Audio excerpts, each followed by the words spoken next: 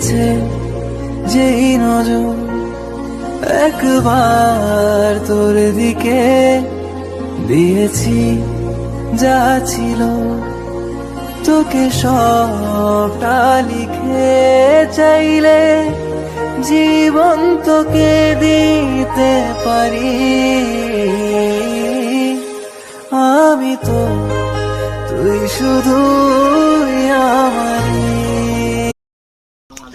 hey guys সেয়া চাওক